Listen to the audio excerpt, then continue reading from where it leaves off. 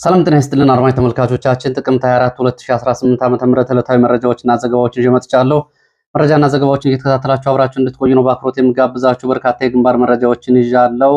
ኮሎኔሉ ጉዳት ደርሶበታል። ታንክ ላይ እንደዚሁ በተፈጸመ ጥቃት እንደዚሁ ጉዳት ደርሷል። አፍላ ውጊያ እየተደረገ ነው። ከዚህ ጋር በተያያዘ ዝርዝር የግንባር መረጃዎችን የማደርሳችሁ ይሆናል። በተደረገው ውጊያ እንግዲህ የክፍለ ጦሩ አዛዥ ምክትል አዛዡ ማለት ነው ኮሎኔልን ጨምሮ የደረሱ ዝርዝር ጉዳቶችን በተመለከተ ከሰዓት በኋላ እንደዚሁ ረፋድና ከሰዓት በኋላ የድሮን ጥቃቶችም ተፈጽመዋል። ይህንን በተመለከተ ዝርዝር መረጃ የማደርሳችሁ ይሆናል። ዝርዝር የግንባር መረጃዎችን ከተለያዩ አካባቢዎች አሰናድቻለሁ። እናንተ እየተከታተላችሁ አብራችሁ መቆየት ብቻ ነው የሚጠበቅባችሁ። ፕሬዚዳንቱና ዋናው የግንባር አዛዥ ላይም እንደዚሁ ድንገተኛ የደፈጣ ጥቃት ተፈጽሟል ተብሏል። ይህንን በተመለከተ ተጨማሪና አዲስ መረጃዎችን ወደ እናንተ የማደርስ ይሆናል። እየተከታተላችሁ አብራችሁ እንድትቆዩ ነው በአክብሮት የምጋብዛችሁ። እንደዚሁም ደግሞ የብልጽግና ባለስልጣናት መካከል በፋኖ የተያዙም አሉ። እሱንም እንደዚሁ በዚህ ሰዓት አካትቻለሁ፣ ወደ እናንተ አደርሰዋለሁ። እናንተ ሀሳብ አስተያየት ይኖራችሁ ጥቆማ @gmail.com ላይ ልታደርሱ ትችላላችሁ። እንደዚሁም ደግሞ በተለያዩ ማህበራዊ ሚዲያ መልእክት መላላኪያ መንገዶች በሜሴንጀር፣ በዋትስአፕ፣ በቴሌግራም እንደዚሁም ደግሞ በትዊተርም ልትከታተሉ ትችላላችሁ። መልእክቶችንም ልታደርሱ ትችላላችሁ። እያደረጋችሁ ስለሆነ በእጅጉ ነው የማመሰግነው። በርካታ አስተያየቶችንም እንደዚሁ አድርሳችሁኛል። ከወለጋ እንደዚሁ ዝርዝር መረጃዎችን እያቀረብክ ስለሆነ እናመሰግናለን የሚለውን ጨምሮና የተለያዩ መረጃዎችንም ጠቅለል አድርገው ዛሬ ጥቅምት 24 2013 በመከላከያ ላይ የተፈጸመው ጥቃት 5ኛ ዓመት አስመልክቶ የቀረበውን የጠዋቱን ሀተታ በተመለከተ እንደዚሁ ሐሳቡን በተመለከተ እንደወደዳችሁትና የዛሬ 5 ዓመት የነበረው የኃይልና የፖለቲካ አሰላለፍ አሁን ያለው ሁኔታ ጋር በፍጹም የተለየ ነው። በዚህ በኩል የቀረበው የፖለቲካን እይታና የኃይል አሰላለፍ ወደፊት መቀጠል አለበት የሚል አስተያየት አድርሳችሁኛል። በእጅጉ አመሰግናለሁ። አዲስ አበባ ላይ የምታጋልጣቸው መረጃዎች ተጠናክረው ይቀጥሉ። ለውጥ የመጣባቸው መስሪያ ቤቶች አሉ። ለምሳሌ ምደባ ላይ በሚዲያ ከተጋለጠ በኋላ ሚዲያ ላይ ያጋለጡ እነማን ናቸው በሚል አለቆችና የብልጽግና ባለስልጣናት ሲሸማቀቁ ተመልክተናል። በዚህም ለጊዜው ለማስተካከል ሙከራ አድርገዋል። ይህንንም ቀጥልበት የሚል ነው። ሌላው ህወሓትን በተመለከተ ዜናና ዘገባ እየበዛ ነው። አሁን እሱ ሁለተኛ ደረጃ ስጋታችን ነው፣ ትኩረታችን አብይ አህመድ ላይ ቢሆን የሚልም አስተያየት እንደዚሁ ቀርቧል። ያው አስተያየት ነው። ሌላው የወለጋ መረጃ ተጠናክሮ ይቀጥል። በጫካ ላለ ህዝብ ድምፅ መሆን ሰብአዊነት ነው። የዚህም ኃላፊነት እየተወጣ ስለሆነ በእጅጉ እናመሰግናለን የሚለውን ጨምሮ በተለይ ባለፈው ጃቶ ተብሎ የሚጠራውን እስር ቤት ማጋለጥህ በብዙዎቹ ዘንድ ድንጋጤ ፈጥሯል። የሰብአዊ መብት ድርጅቶችም እና የዞኑ ቀይ መስቀልም እንደዚሁ ለአካባቢውን ለመመልከት እንቅስቃሴ እያደረጉ ነው፣ እናመሰግናለን የሚል ከወለጋ እንደዚሁ። ሌላው የእንግዶች እና ውይይት ሙግትና እንግዳ ፕሮግራሞች ቢጨመሩበትና በተረፈ ከዚህ ባሻገር የሚቀሩ መረጃዎችን እንከታተላለን የሚሉ አስተያየቶችም እንደዚሁ ደርሰዋል። አመሰግናለሁ። እንደዚሁም ጥቆማ ደሴ፣ ባህር ዳር፣ ናዝሬት የሸቀጦች ዋጋ ሰሞኑን በከፍተኛ ሁኔታ ጨምረዋል። በተለይ ዕለታዊ ፍጆታ የሚባሉት እንደ ዘይት ያሉና የመሳሰሉት የምግብና ሌሎች ሸቀጣሸቀጦች በእጅጉ ጨምረዋል ዋጋቸው የሚልም እንደዚሁ ጥቆማ አድርሳችሁኛል። በእጅጉ ነው የማመሰግነው። ወደፊትም ሀሳብ አስተያየቱ ሲኖራችሁ እንደዚሁ አድርሱ። በእጅጉ አመሰግናለሁ። ወደ መረጃዎቹ ነው የሚሄደው። በቀጥታ ወደ መረጃዎቹ ሲሄድ በኦሮሚያ ክልል አሩሲ 3 ወረዳዎች ላይ በኦርቶዶክስ እምነት ተከታይ ክርስቲያን ወገኖች ላይ የተፈጸመውን ጭፍጨፋ የምስራቅ የምዕራብ አውስትራሊያ እና የኒውዚላንድ ሀገረ ስብከት አውግዟል። ሀገረ ስብከቱ በኦርቶዶክስ ክርስቲያኖች ላይ የተፈጸመውን ጥቃት ካወገዘ በኋላ የኢትዮጵያ ኦርቶዶክስ እምነት ተከታዮች የተለያዩ መከራዎችን እየተቀበሉ ነው የሚል መግለጫ አውጥተዋል። ጥቅምት 14 እስከ ጥቅምት 19 ድረስ በጉና፣ መርቴ፣ ሸርካ፣ ሆንቆሎ፣ አሩሲ በሚገኙ አካባቢዎች ከ25 በላይ የኦርቶዶክስ እምነት ተከታዮች ውድ ሕይወታቸውን ተነጥቀዋል። በዚህም ሀገረ ስብከቱ ሀዘኑን ገልጾ መንግስት የዜጎቹን ደህንነት ባለመጠበቅና ኃላፊነቱን ባለመወጣቱ ለዚህ ለደረሰው ጥቃት ኃላፊነቱን ሊወስድ ይገባል ካለ በኋላ የቅዱስ ሲኖዶስ አባቶችና ሊቃነ ጳጳሳት መንጋውን የመጠበቅ ተቀዳሚ ተግባራቸውንም እንደዚሁ በአግባቡ አለመወጣታቸውን መግለጫው አንስቶ መወጣት እንዳለባቸውም እንደዚሁ ያሳስብና በቀጣይ ምዕመናን የሚያጽናና ተስፋ የሚሰጥ ህያው ስራ ሊሰራ ይገባል። ይሄ ባለመሰራቱ ሀገረ ስብከቱ አሁንም ሀዘኑን ገልጿል። ቤተክርስቲያኗ ጉዳዩን በማጣራት ለዓለም እንድታሳውቅና በህይወት ለተረፉት አስፈላጊው ጥበቃና እርዳታ እንዲደረግም እንደዚሁ ጥሪ ቀርቧል። እንግዲህ በአውስትራሊያና ኒውዚላንድ የኢትዮጵያ ኦርቶዶክስ ተዋሕዶ ቤተክርስቲያን ሀገረ ስብከት እያወጣው መግለጫ ነው። ባለፈው የተለያዩ የፖለቲካ ድርጅቶች የሃይማኖት ተቋማትን ጨምሮ በርካቶቹ የአርሲውን ጭፍጨፋ በማውገዝ መግለጫ ማውጣታቸው ይታወቃል። ከዚህ ጋር በተያያዘ እንደዚሁ ተፈናቃዮችን በተመለከተ እንደዚሁ የወጣ መረጃ አለ። በአማራ ክልል ደቡብ ወሎ ዞን በመቅደላ ወረዳ በ8 መጠለያ ጣቢያዎች የሚገኙ ወገኖች በአስቸጋሪ ሁኔታ ውስጥ መሆናቸውን ገልጸዋል።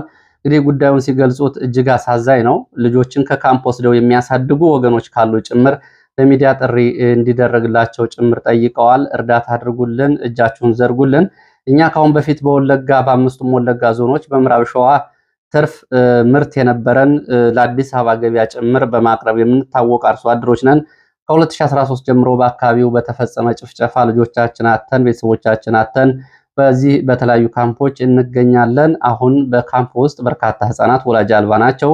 እነዚህም ወላጅ አልባ ህፃናት ወስደው የሚያሳድጉ ጭምር ካሉ ይህንን ኃላፊነት እንዲወጡ እንደ ወገን ጥሪ ቀርቧል። ላሉትም እርዳታ እንዲደርስ እንደዚሁ ጥሪ አቅርበዋል። ጉዳዩን በተመለከተ እንግዲህ እነዚህ ተፈናቃዮች ከተለያዩ የኦሮሚያ ክልል አካባቢዎች በተለይ በመቅደላ ወረዳ በጊዜያዊ የመጠለያ ጣቢያዎች የሚገኙ ተፈናቃዮች ለከፋ ችግር መጋለጣቸውን ገልጸዋል። የመጀመሪያዎቹ ከወለጋ ሆሮ ጉዱሩ ወለጋ ዞን ማለት ነው። በተለይ አቢደንጎሮ ወረዳና ጃርደጋ ጃርቴ ቀበሌ፣ አቢሳ ቀበሌ እና ሌሎቹ በብዛት የተፈናቀሉ እንደሚገኙበት፣ ሁለተኛው ከወለጋ ቄለም ወለጋ ዞን ሀዋ ገላን እና ለምለም ቀበሌ የተፈናቀሉ እንደሚገኙበት፣ ከምዕራብ ሸዋ ባሶ ትቤ ወረዳ የተለያዩ ቀበሌዎች የተፈናቀሉ ተፈናቃዮች፣ ከምስራቅ ወለጋ ሲቡ ስሬና ጉብሶዬ ወረዳዎች የተፈናቀሉ በርካታ ተፈናቃዮች ናቸው። በእነዚህ መጠለያ ካምፖች በመቅደላ ወረዳ የሚገኙት እንግዲህ በማሻ ከተማን የወረዳዋን ከተማ ጨምሮ በንዑስ 2 ወረዳዎች ደብረ ዘይትና ኮሬብ በሚገኙ ካምፖች ይገኛሉ። በማሻ ከተማ 02 ቀበሌ ትምህርት ቤቱ፣ ባዮጋዝ፣ ገናቲት፣ ላምበረት፣ ደብረ ዘይት፣ ኮሬብን ጨምሮ በተለያዩ ካምፖች ይገኛሉ። ቁጥራቸው ከ6250 በላይ እንደሆነ ነው እየገለጹ ያሉት። እርዳታን በተመለከተ ለ9 ወራት እርዳታ እንዳልደረሳቸውና በመሃል ከየካቲት በኋላ ተቋርጦባቸው እንደነበር ይገልጻሉ። አሁንም እየቀረበ ያለው እርዳታ ግን የተበላሸ በቆሎ ነው። ከቤተሰብ ብዛት ጋር አይመጣጠንም። የተበላሸ በቆሎ በመሆኑ ወፍጮ ቤቶች እንኳ የተፈናቃይ በቆሎ ነው ወይ አንፈጨውም በሚል ይመልሱታል። ምን እንብላ እንዴት እንሁን እያሉ ነው። እነዚህ 6250 የሚደርሱ ተፈናቃዮች በጣም ችግር ላይ ናቸው። ወለጋ ለመመለስ እየሞከሩ ነበሩ ስደትና መከራው ሲበዛባቸው። ሆኖም ግን ወለጋ የገቡት ወዲያውኑ ነው እየታሰሩት። እነ ሽመልስ አብዲሳ ከመጠለያ ጣቢያ ወደ ወለጋ የተመለሱ ቢኖሩም ሞትን ለመቀበል እንኳ የተመለሱ ቢኖሩም ሌላ ተልዕኮ ይዛችሁን የመጣችሁት በሚል ከ70 በላይ የተፈናቃዮችን አሁን በወለጋ ጃቶ ተብሎ በሚጠራው እስር ቤት ውስጥ አስገብተዋቸዋል። እንግዲህ እነዚህ ዜጎች ህይወት ይህንን ነው የሚመስለው። እንግዲህ በ5 ዓመታት ሙሉ በሸራ መጠለያ ውስጥ ነው የምንገኘው። የሸራ መጠለያው ለ3 ወራት ብቻ ተብሎ የተሰራ ቢሆንም አሁን 5ኛ ዓመቱን ይዟል። 2500 መኖሪያ ቤቶቻቸው ወለጋ እነ ሽመልስ አብዲሳ ለኦህዴድ ብልጽግና ደጋፊ ካድሬዎቻቸው እንዳከፋፈሉባቸው ገልጸዋል። አሁን አስቸኳይ እርዳታ ያስፈልገናል፣ መልሶ መቋቋም እንፈልጋለን፣ ሕክምና እንዲደረግልንም እንፈልጋለን። ይህንን ጥሪ አቅርቡልን። የምንገኘው በመቅደላ ወረዳ ደቡብ ወሎ ዞን በአማራ ክልል ነው። ይሄ ነው አድራሻችን። ተፈናቃዮች ተወካዮችን ማግኘት የሚፈልጉ ወላጅ አልባ ህፃናትን ወላጅ ሆነው ማሳደግ የሚፈልጉ ካሉ እና ድጋፍ ማድረግ የሚፈልጉ ወገኖች ካሉ ጥሪያችን በሚዲያ ይድረስልን በሚል ነው ይህንን ጥሪ ያቀረቡት። ከዚህ ጋር በተያያዘ ብዙዎቹ ህፃናት እንግዲህ እናት አባቶቻቸው በአሰቃቂ ሁኔታ ከፊታቸው ላይ የተገደሉባቸው፣ እንዲሁም ደግሞ አዛውንቶች ደግሞ ልጆቻቸው እንደዚሁ በአሰቃቂ ሁኔታ በተጠቀሱት የወለጋና የሸዋ አካባቢዎች የተገደሉባቸው ወላጆች እንዳሉና እነዚህ የስነ ልቦና ድጋፍ ጭምር እርዳታ ጭምር ማጽናኛ ጭምር እንደሚያስፈልጋቸው ነው የገለጹት። እንግዲህ ከነዚህ መረጃዎች ወደ ሌሎች መረጃዎች ሲሄድ የግንባር መረጃዎችን ነው የማቀርበው። የግንባር መረጃዎችን ሳቀርብ ወደ ደቡብ ወሎ አምባሰል የሚወስደን መረጃ አስቀድማለሁ። በአምባሰል ወረዳ አምባሰል ተራሮች ዛሬ ረፋድ ተከታታይ የድሮን ቅኝት ከተደረገ በኋላ ረፋድ አካባቢ የድሮን ጥቃት ተፈጽሟል። ከአምባሰል ተራሮች በከፍታው ሁለተኛ ደረጃ ላይ በሚገኘው ተራራ ላይ በተፈጸመው የድሮን ጥቃት ሰብአዊ ጉዳት መድረሱን መረጃዎች ጠቁመዋል። ድብል ተብሎ በሚጠራው ተራራማ ስፍራ በመኖሪያ መንደሮች ላይ በተከታታይ ድሮን ጥቃት ተፈጽሟል። በዚህም ሰብአዊ ጉዳት መድረሱ ታውቋል። ጥቃቱ በመኖሪያ ቤቶች ላይ ነው የተፈጸመው ያሉት የመረጃ ምንጮች ምን ያህል ሰዎች ሞቱ፣ ምን ያህል ከባድና ቀላል ቁስለኛ ሆኖ የሚለው ጉዳይ እየተጣራ ነው። ዛሬ ረፋድ ወደ 5 ሰዓት ከ28 ደቂቃ አካባቢ የተፈጸመ የድሮን ጥቃት እንደሆነ የዓይን እማኞች ገልጸዋል። ባለፉት 3 ዓመታት በአማራ ክልል የተፈጸሙ የድሮን ጥቃቶች እንግዲህ በአሉ መረጃዎች እንኳ የተመዘገቡ ወደ 290 በላይ ደርሰዋል የድሮን ጥቃቶቹ። በእነዚህ ጥቃቶች ሰላማዊ ሰዎች ተገድለዋል። እናቶችና ህፃናት፣ የጤና ባለሙያዎችና መምህራን ጭምር ተገድለዋል። እንግዲህ በሸዋ በአንኮበር አንዲት መምህር ከህፃን ልጇ ጋር የተገደለችበትን ጨምሮ በደቡብ ወሎ ደላንታ ጤና ጣቢያ የፋርማሲ ባለሙያ በአምቡላንስ ውስጥ በድሮን መገደሉን ጨምሮ በበርካታ አካባቢዎች በጤና ተቋማት ላይ ሐኪሞችን ጨምሮ በርካታ የሲቪል ሰራተኞች ተገድለዋል። 76 ትምህርት ቤቶች በድሮን ጥቃት ወድመዋል። እስካሁን ድረስ ባሉ መረጃዎች 76 ትምህርት ቤቶች በድሮን ጥቃቶች ወድመዋል። ከዛ ባሻገር 27 የሚሆኑ ተሽከርካሪዎችም አምቡላንስን ጨምሮ እንደዚሁ በድሮን ተቃጥለዋል። ከሲቪሊያን ባሻገር በድሮን ጥቃቱ የፋኖ አባላትና የራሱ የመንግስት ወታደሮች ላይም እንደዚሁ ጉዳቶች መድረሳቸውን ወደኋላ ያሉ የድሮን ጥቃት ሪከርዶች ይህንን ያመላክታሉ። ከጥቅምት ሁለተኛ ሳምንት ጀምሮ እንግዲህ ላለፉት 10 ቀናት ቋራ፣ ጋይንት፣ ራያ ቆቦ፣ አምባሰል፣ ባህር ዳር ዙሪያ እና አቸፈር አካባቢ በተፈጸሙ 14 የድሮን ጥቃቶች ህፃናትና እናቶችን ጨምሮ ጉዳቶች መድረሳቸውንም እንደዚሁ ሳምንታዊ የድሮን ሪፖርቶች ያመላክታሉ። አንዳንድ አካባቢዎች በድሮን ጥቃት የተገደሉ ሰዎች አስክሬን ያነሱ ሰዎችም እንደዚሁ ለጤና እክል ተጋልጠዋል።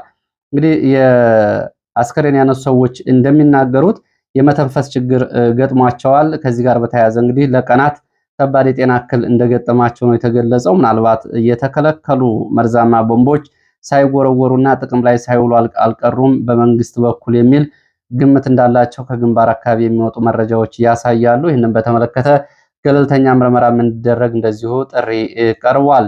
ወደ ደቡብ ወሎ እዛው ካምባሰል ወደ ደላንታ ተያያዥ አካባቢዎች ናቸው። ወደዛ ስንቀጥል በደላንታ ወገል ጤና ከተማ አቅራቢያ ድንገተኛ ጥቃት ተፈጽሟል። ፋኖ በአካባቢው በፈጸመው ድንገተኛ ጥቃት በጉዳት ደርሷል። በወታደራዊ ካምፕ ዙሪያ በተፈጸመው ጥቃት የመንግስት ወታደሮች ላይ ጉዳት ደርሷል። የፋኖ አባላት ወደ ከተማ ዘልቀው በፈጸሙት ጥቃት ምን ያህል ወታደሮች እንደሞቱ በዝርዝር አልታወቀም ያሉት የመረጃ ምንጮቹ በተለምዶ ቻይና ካምፕ ተብሎ በሚጠራው የወታደሮች ሰፈር አካባቢ ነው ጥቃት ዛሬ ማለዳ የተፈጸመው። ድንገተኛ ጥቃቱ የተፈጸመበት አካባቢ ለግማሽ ሰዓት የቆየ የተኩስ ልውውጥ እንደተደረገ ሰምተናል ሲሉ የመረጃ ምንጮች ገልጸዋል። እዚሁ ደላንታ ወረዳ ሌላ ተጨማሪ መረጃ ወጥቷል። ወታደሮች ተረሽነዋል የሚል መረጃ ነው የወጣው።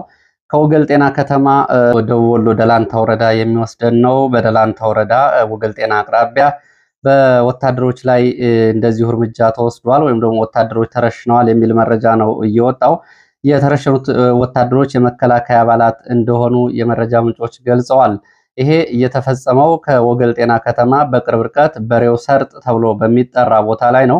ወደ ፋኖ ሊቀላቀሉ ነበር በሚል ነው እንግዲህ አንድ ምክትል የመቶ አለቃና 2 ወታደሮች ናቸው እየተረሸኑት። ወታደሮቹ ወደ ፋኖ ሊቀላቀሉ ነበር በሚል ያልተጣራ መረጃ በመረሸናቸውን ተከትሎ ሌሎች ወታደሮች ባለቆቻቸው ላይ ቁጣ እያሰሙ ነው ሲሉ እዛው ደቡብ ወሎ ደላንታ አካባቢ ያሉ የመረጃ ምንጮች ይህንን ገልጸዋል።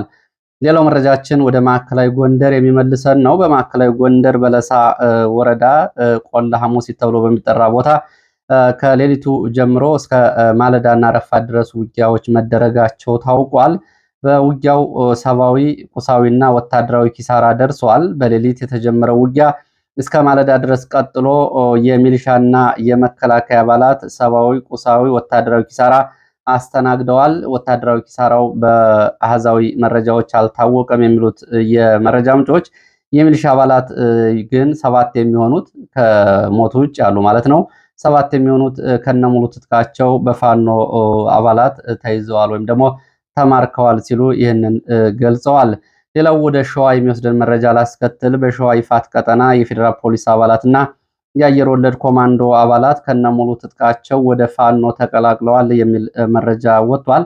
ላለፉት 3 ቀናት ጥቅምት 22፣ ጥቅምት 23 እና ዛሬ ጥቅምት 24ን ጨምሮ 4 የእግረኛ ወታደሮች፣ 4 የኮማንዶ አባላት፣ 2 የፌዴራል ፖሊስ አባላት ወደ ፋኖ መቀላቀላቸውን የመረጃ ምንጮቹ ገልጸዋል።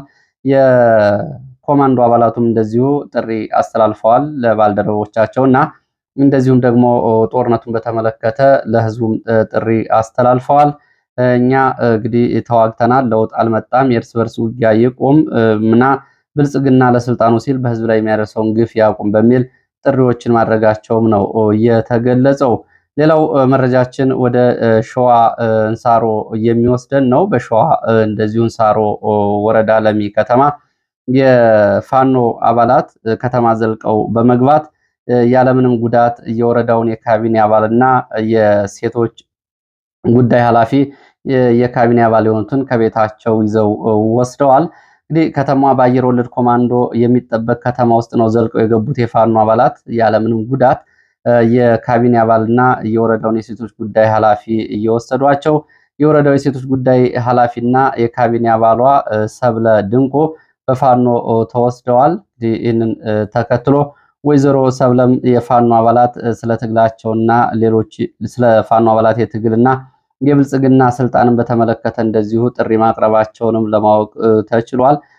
ይሄ በተለያዩ ከተሞች በፋኖ አባላት የሚወሰዱ የብልጽግና ባለስልጣናት ከቀን ወደ ቀን እየጨመሩ ሲሆን በዚህ ምክንያት እንደዚሁ በየአካባቢው በስልጣን አንቀጥልም ስጋት አለብን በሚል የማመልከቻ የመልቀቂያ ጥያቄዎችን ቢያቀርቡም እስካሁን ድረስ ግን ምላሽ እየሰጣቸው አይደለም። እንደውም ኮማንድ ፖስቱ ስልጣን የምትለቁ ከሆነ በዚህ ሰዓት እናንተ የጽንፈኛ ደጋፊ ናችሁ በሚል እያስፈራራቸው እንደሆነ ነው መረጃዎች የሚያሳዩት። እስቴ፣ እብናት፣ ቋራ፣ ከለላ፣ መቅደል አካባቢ የደረሱ መረጃዎች በጠዋቱ የመረጃ ጊዜ አድርሻችኋለሁ። አሁን ሴትዮዋ በመልካም ሁኔታ ላይ ይገኛሉ የሚሉት የፋኖ የመረጃ ምንጮች ሌሎችም ከዚህ እንዲማሩ የወይዘሮ ሰብለ የወረዳው የሴቶች ጉዳይ ኃላፊ ለብልጽግና ባልደረቦቻቸው ጥሪ ማቅረባቸውን ነው መረጃዎቹ የሚጠቁሙት። ወደ ሌሎች መረጃዎች ቀጥላለሁ። ወደ ሌሎች መረጃዎች ስቀጥል እንግዲህ በአዊ ዞን የሚወስደን መረጃ ነው የማስከትለው። በአዊ ዞን ጃዊ ወረዳ ፈንድቃ ከተማ ከባድ ውጊያ መደረጉን የሚገልጽ መረጃ ነው። እንግዲህ በዚህ ሰዓት ከሰዓት በኋላ ከወጡ መረጃዎች መካከል አንዱና መነጋገሪያው ፋኖ ወደ ከተማ ዘልቆ በመግባት ከባድ ጥቃት ፈጽሟል። ላለፉት 7 ቀናት ያዝ ለቀቅ እያደረገ የሰነበተው ውጊያ ዛሬ ሌሊቱን በወረዳው ዋና ከተማ በተለይ የተጠናከረ ጥቃት ተፈጽሞ ጉዳት ደርሷል። በውጊያው በቁጥር ያልታወቀ የመንግስት ኃይል ሙትና ቁስለኛ ሲሆን ከባድ መሳሪያዎችም እንደዚሁ በአርፒጂ ተመተዋል። ከዚህ ውስጥ ባለጎማ ታንክ በአርፒጂ መመታቱና ጉዳት ማስተናገዱን መረጃዎች ገልጸዋል።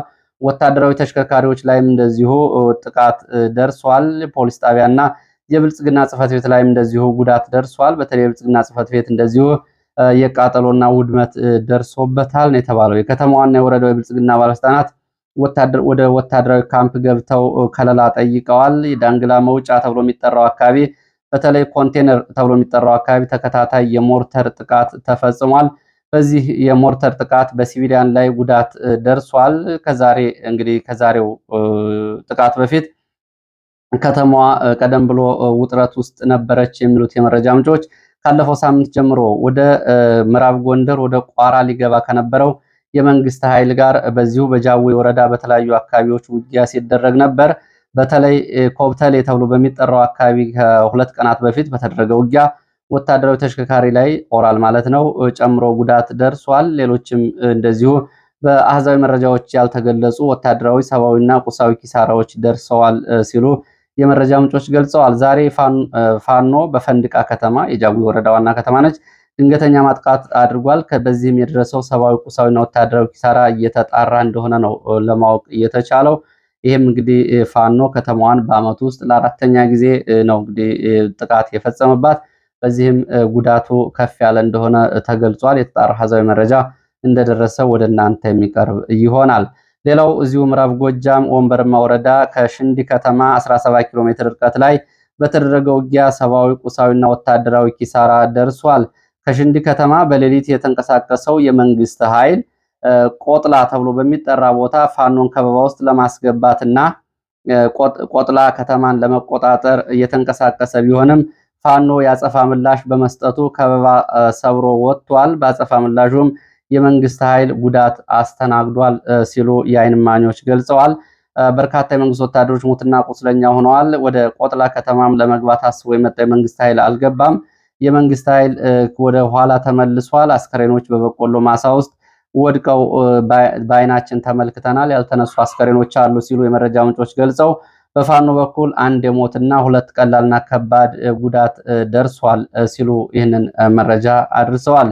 ሌላው ወደ ማዕከላዊ ጎንደር እና ምዕራብ ጎንደር አካባቢዎች የሚወስደን መረጃ ላስከትል። በማዕከላዊ ጎንደር እና ምዕራብ ጎንደር አካባቢዎች ማዕከላዊ ጎንደር አለፋ ወረዳ ሻውራ ወጣ ብሎ ፍንጅት ተብሎ በሚጠራ ቦታ የደፈጣ ጥቃት ተፈጽሟል።